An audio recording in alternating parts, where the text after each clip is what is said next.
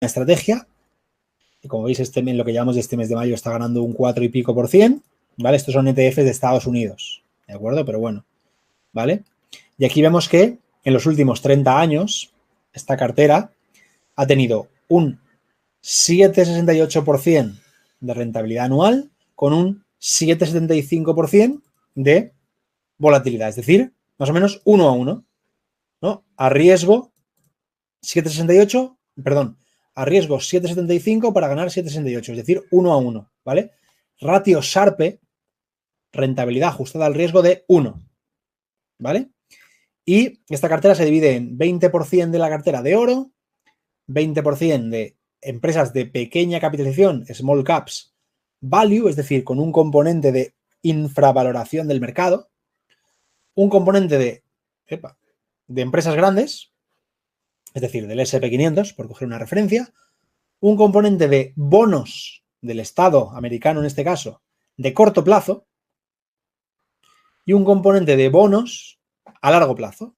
¿Vale? Aquí tenéis los ETFs americanos y los tickers que podrían corresponderse con estas 5 clases de activos, ¿vale?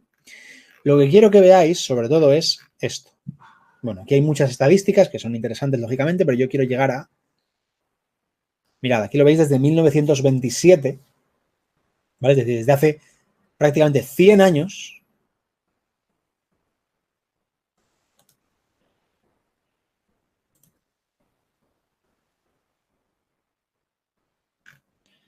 Vale, nada, no quiero irme tan... De momento no quiero irme aquí.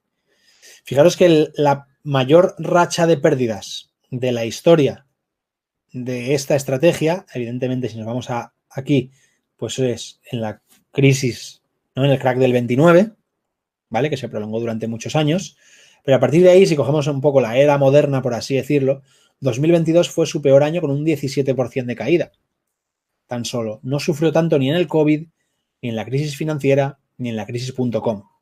¿Vale? Ahora bien, esto es lo que quería que vieseis. Rolling Returns.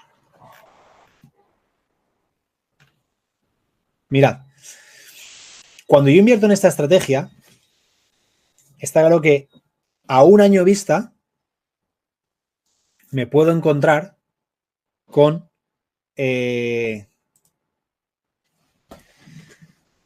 años muy buenos o años muy malos.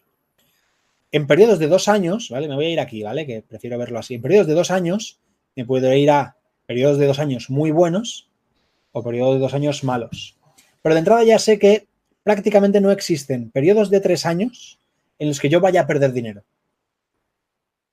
Es decir, ya sé que es difícil que yo, en un periodo de menor a 3 años, de 3 años de 3 años o más, pues no voy a decir imposible, pero es muy difícil que yo pierda dinero. En cambio, cuando invierto en otros activos, sí que puedo tener rachas de pérdidas. O sea, desde que yo hago un máximo, empiezo a caer hasta que recupero ese máximo, pueden pasar 6 años, 7 años, 8 años, 9 años, 10 años. ¿Por qué? Porque si invierto en un activo que tiene grandes rachas de pérdidas, como por ejemplo la renta variable, como por ejemplo las criptomonedas, luego para recuperar ese máximo puede pasar mucho tiempo. En cambio, en esto ya sé que mucho tiempo no va a pasar. Y luego, lo que os digo, a medida que yo me voy a 4 años, periodos de 4 años, periodos de 5 años, si os fijáis, la media, ¿veis? 7,59, 7,65, 7,84, 7,82, 7,87, 7,95, 7,97, 8,05, 8,27, 8,17, 8,08, 8,04, 8,12, 8,11, 8,06. Es decir, conforme se va alargando el paso del tiempo, yo veo que mi cartera es fácil que se vaya a acercar a esta rentabilidad.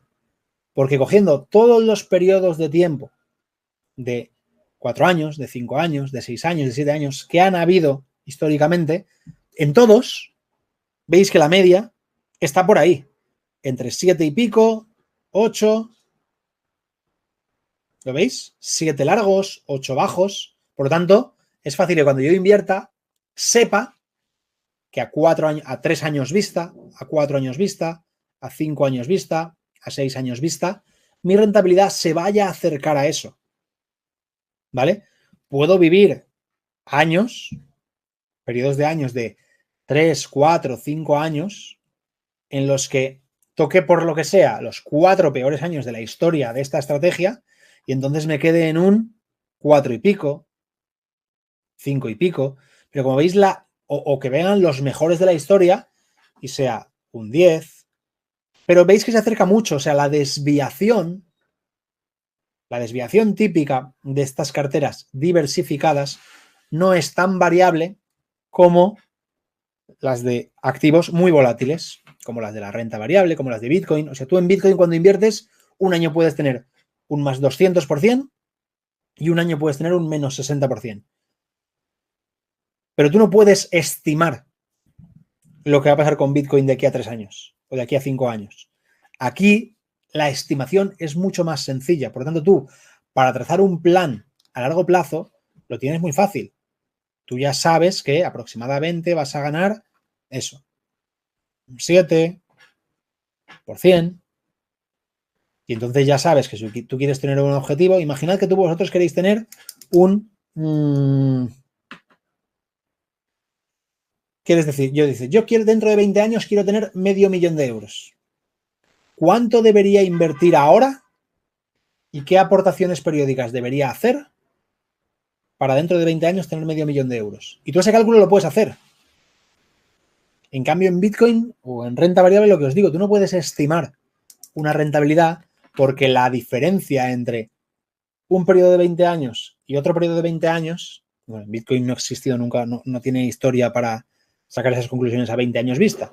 Pero en renta variable sí, en renta variable te puede tocar que inviertas en el pico de previo a la crisis.com y digas desde aquí 10 años y luego quieras retirar en la máxima caída de la crisis financiera.